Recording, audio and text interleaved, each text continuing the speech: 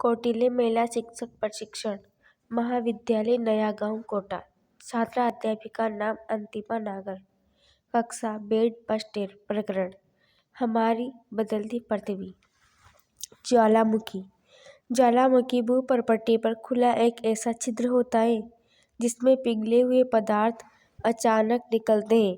इसी प्रकार स्थलमंडलीय प्लेटों की गति करने पर पृथ्वी की सतह पर कंपन होता है। यह कंपन पृथ्वी के चारों ओर गति कर सकता है। इस कंपन को भूकंप कहते हैं। भूपर्पट्टी के नीचे वह स्थान जहाँ कंपन आरंभ होता है उद्गम केंद्र कहलाता है। मुख्य स्थलाकृतियाँ।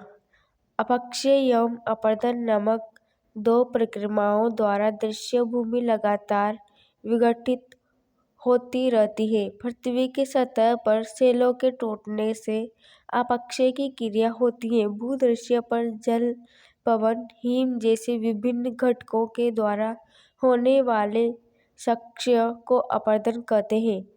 वायु, जल आदि अपरदित पदार्थ को एक स्थान से दूसरे स्थान पर ले जाते हैं और फलस्वरूप एक स्थान पर निक्षेपित करते हैं।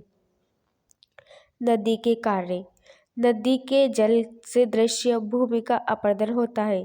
जब नदी किसी खड़े ढाल वाले स्थान से अत्यधिक कठोर से लिया खड़े ढाल वाली घाटी में गिरती है तो वह जलप्रपात बनाती है। समुद्री तरंग के कार्य। समुद्री तरंग के अपरदन एवं निक्षेपण तटीय स्थलाकृतियाँ बनाते हैं।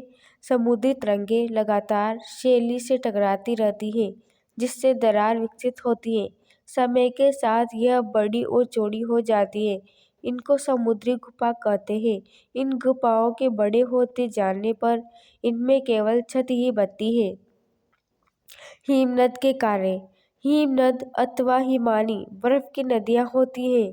हिमनद अपने नीचे की कठोर चट्टानों से गोलस्मी मिट्टी और पत्थरों को अपघटित कर देती हैं और गोलस्मी मिट्टी एवं पत्थरों से भूदृश्य का अपरदन करती हैं। हिमनद गहरे गर्तों का निर्माण करते हैं।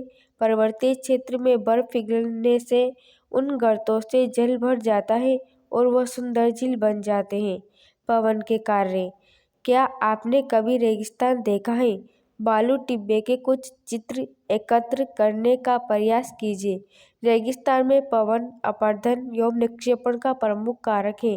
रेगिस्तान आप छत्रक के आकार के सेल देख सकते हैं जिन्हें मान्यतः छत्रक सेल कहते हैं।